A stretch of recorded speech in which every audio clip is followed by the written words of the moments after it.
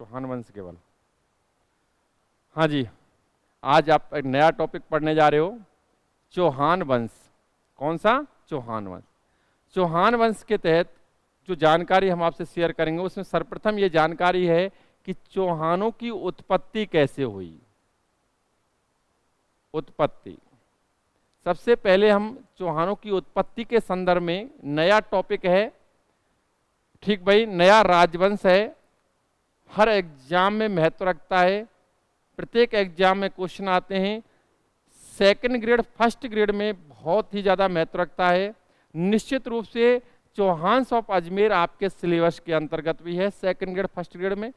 और देखो, ज़्यादा बड़ा मैटर नहीं है, शॉर्ट और स्वीट है, और निश्चित रूप से जो मैटर आपके सामने प्रस्तुत किया जाएगा, आप एग्जाम जो भी एग्जाम देंगे और चौहानों के अंतर्गत जो भी क्वेश्चन एग्जाम में पेपर में पूछा जाएगा वो कन्फर्म आप पॉजिटिव आंसर दे के आएंगे, ये मेरा विश्वास है।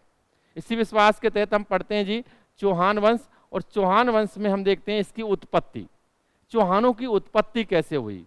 वैसे तो मैं आपको अलग से एक टॉपिक पढ़ा चुका हूं, राजपूतों की उत्पत्ति।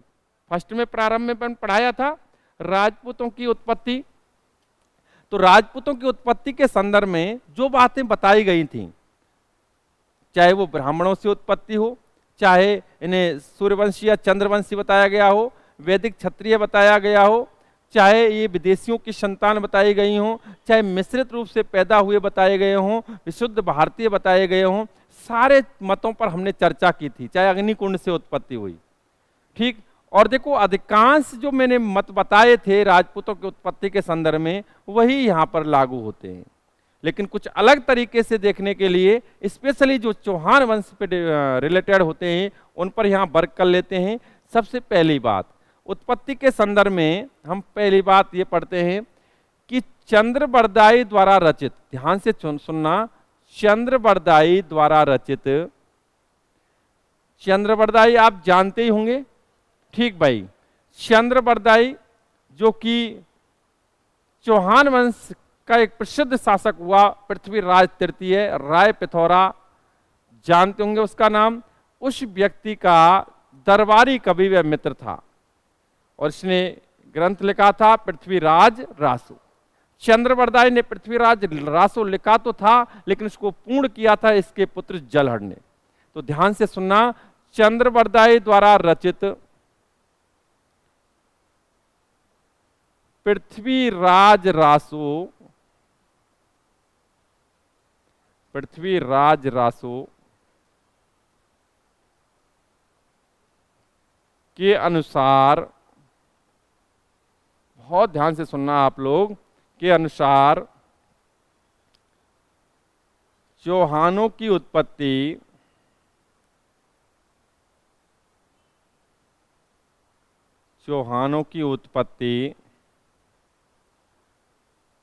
वशिष्ठ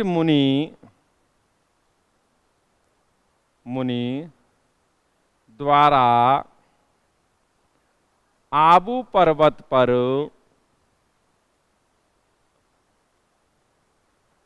पर किए गए यज्ञ के तहत अग्निकुंड से हुई, अग्निकुंड से हुई, ठीक भाई। ये आपको मैं विगत समय में, वैसे मैं राजपूतों की उत्पत्ति के दौरान इस पर बड़ी चर्चा कर चुका था, ठीक भाई। मैंने बताया था, निश्चित रूप से इसमें एक चर्चा हुई थी कि हमारा जो समाज, जो वैदिक संस्कृति के तहत अगर देखें तो 4 वर्णों में बटा हुआ था, ब्राह्मण, क्षत्रिय, वैश्य और शूद्र, जिनके अलग अलग कार्य निर्धारित भी थे, ठीक भाई। जिसमें ब्राह्मण का कार्य था नीति निर्धारण करना, नियम बनाना, समाज को वो फॉलो करने होते थे। क्षत्रिय का कार्य था समाज की रक्षा करना व शासन करना। वैश्य का काम था व्यापार, कृषि, और शूद्र का काम था इन तीनों वर्णों की। अब देखो, हमें तो क्षत्रिय पे वर्क करना है, क्षत्रिय ही राजपूत थे, और राजपूती क्या थे? क्षत्रिय। और राजपूती कौन थे? चौहान। चौहानी कौन थे? क्षत्रिय। तो क्षत्रिय का कार्य क्या था? समाज की रक्षा करना व समाज पर शासन करना। निश्चित रूप से क्षत्रिय वर्ग को एक बार पूरी तरह से नष्ट कर दिया गया था, जैसा कि हमारे ग्रंथों में लिखा होता है। और इस वर्ग के नष्ट होने पर यहाँ पर जब विदेशी आक्रांता, जिन्हें पृथ्वीराज रासों में राक्षस कहा गया है, उन्होंने आक्रमण किया। इस वर्ग की अत्यधिक आवश्यकता महसूस हो रही थी कि अगर क्षत्रिय होते तो आज निश्चित रूप से इस प्रकार की प्रताड़ना नहीं झेलनी पड़ती, जो कि उस समय राक्षसों के आक्रमण की वजह से समाज में त्राही त्राही मची हुई थी, हाहाकार मचा हुआ था। उस समय इस वर्ग की बहुत ज्यादा आवश्यकता महसूस हो रही थी, इस वर्ण की। किसकी? क्षत्रिय वर्ण की। बताया जाता है इस वर्ण को पुनः उत्पन्न करने के लिए ही आबू पर्वत पर वशिष्ठ मुनि ने एक यज्ञ किया, और यज्ञ के तहत 4 राजपूत जाति उत्पन्न हुई, जिसमें आपको पता होगा प्रतिहार उत्पन्न हुए। उनसे कहा जाओ राक्षसों का अंत कर दो। प्रयास किए लेकिन सफलता नहीं मिली। परमार, उनसे भी यही आदेश दिया लेकिन सफलता नहीं मिली। और चौहान चालुक्य हुए, चालुक्यों को भी यही आदेश दिया लेकिन सफलता नहीं मिली। और अंतिम रूप से चौहान उत्पन्न हुए और चौहानों ने राक्षसों का अंत, अर्थात पृथ्वीराज रासों के अकॉर्डिंग जो 4 राजपूत जातियां, 4 क्षत्रिय जातियां जो उत्पन्न हुई थी, उनमें सर्वाधिक शक्तिशाली राजपूत जाति किसे बताया गया? चौहानों को।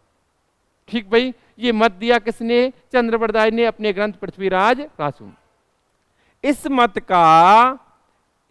का ध्यान से सुनना, इस मत का मोहडोत नेड़सी राजस्थान इतिहास लेखन का सर्वप्रथम प्रयास किसने किया था? मोहडोत नेड़सी और सूर्यमल मिश्रण ने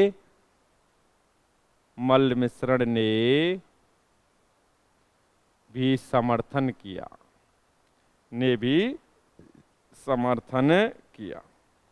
ठीक भाई, अब एक राजपूतों की उत्पत्ति, चौहानों की उत्पत्ति अग्निकुंड से हुई, इस मत पर कोई प्रॉब्लम नहीं, स्पेशली चौहानों के संदर्भ में।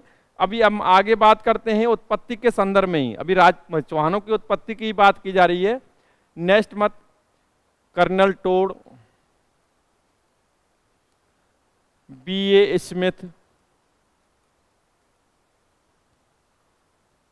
विलियम क्रुक,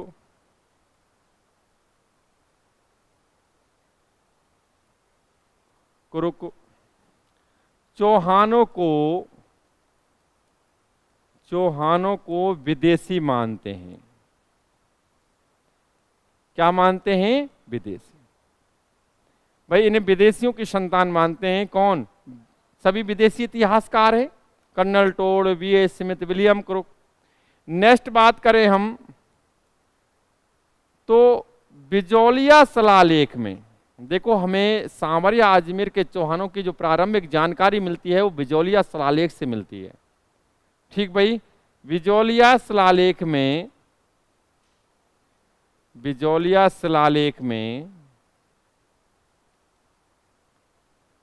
चौहानों को वत्स गोत्रीय ब्राह्मण बताया गया है।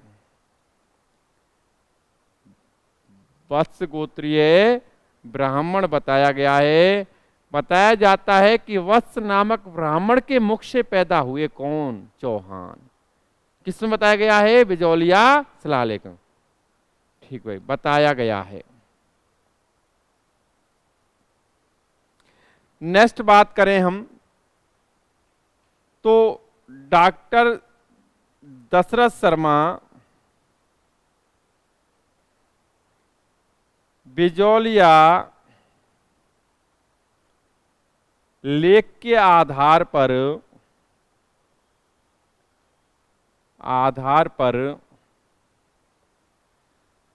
इन्हें ब्राह्मण वंशी मानते हैं और कायम खां रासो। अच्छा, मुझे बताएंगे आप लोग, देखो इस सारी चर्चा किस पर हो रही है कि भाई चौहानों की उत्पत्ति कैसे हुई, इसी पे तो हो रही है।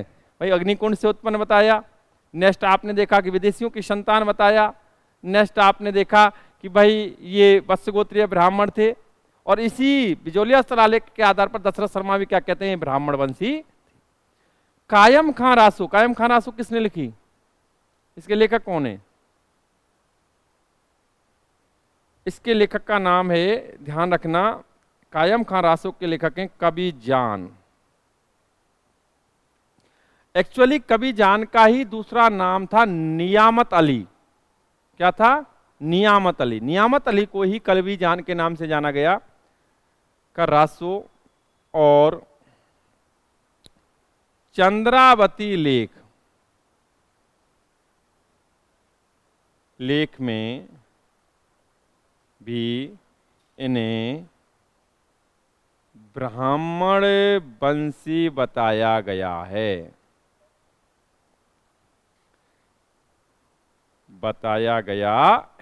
अब देखो सारे तथ्य आपके सामने हैं। महत्वपूर्ण रूप से अगर देखें तो अग्निकुंड वाला मत आपको याद रखना होता है, जो कई सारे एग्जाम्स में पूछा जा चुका है। भाई चौहानों की उत्पत्ति अग्निकुंड से हुई, जिसका समर्थन सूर्यमल मिश्र और नैण से भी करते हैं। नेक्स्ट बात करें हम तो दूसरा जो महत्वपूर्ण मत है वो है विजोलिया शिलालेख का। विजोलिया शिलालेख में चौहानों को क्या बताया गया है? वत्स गोत्री ब्राह्मण, यानी ब्राह्मणों की संतान बताया गया है, जिसका समर्थन कौन करते हैं? डॉक्टर दशरथ शर्मा। और कायम खां रासो और चंद्रावती लेख के अकॉर्डिंग इन्हें क्या बताया गया है? ब्राह्मण वंशी। उसमें क्या बताया गया है? ब्राह्मण वंशी। बाकी विदेशी इतिहासकार colonel Tod, B.A. Smith, William Crooke और एन कनिंघम जैसे इतिहासकार क्या बताते हैं? विदेशियों की संत। तो ये तो आपका चौहानों की उत्पत्ति कैसे हुई, ये आपके सामने बात रखी गई। अब आप चौहानों की जो ब्रांचेज हैं, अगर हम बात करें चौहानों की ब्रांचेज की, कि भाई इनकी शाखाएं, एक्चुअली चौहानों की सबसे प्राचीन शाखा होती है नड्डोल, नाडौल, जो कहां? पाली में। ठीक भाई, जिसका संस्थापक था लक्ष्मण। उसके बाद अहिछत्रपुर नागौर, उसके पास सपाद लक्ष्य यानी सांवर के आसपास का क्षेत्र कहलाता था। वहीं से अजमेर के चौहान निकले और अजमेर के चौहानों से निकले रणथंभौर के चौहान। इसकी दो ब्रांचेज और पढ़ी जाती हैं, एक तो जालोर के चौहान और एक सिवाड़ा के चौहान। तो अभी आप जो यहाँ पढ़ोगे वो सांवर ऑब्लिक अजमेर के चौहान पढ़ोगे, जो कि आपके सिलेबस में दे रखा है, चौहान ऑफ अजमेर। नेक्स्ट आप पढ़ोगे रणथंभौर के चौहान, जिसमें रणथंभौर के चौहान जो पढ़ोगे वो एक टॉपिक के तहत पढ़ोगे, राजपूत और सल्तनत काल, जो आपके फर्स्ट ग्रेड सेकंड ग्रेड में टॉपिक स्पेशली दे रखा है। बाकी रणथंभौर के चौहान ऑल अदर कंपटीशन जो होते हैं राजस्थान से रिलेटेड सबको बिलोंग करता है।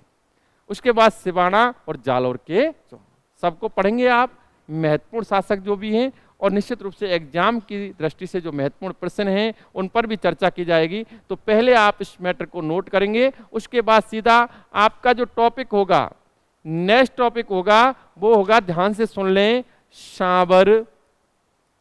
चौहान वंश के तहत ही सांवर ऑब्लिक अजमेर के चौहान, ये आपको समझने के लिए होगा और इस पर वर्क किया जाएगा। लेकिन उससे पहले चौहान वंश की उत्पत्ति कैसे हुई, उन पहलुओं को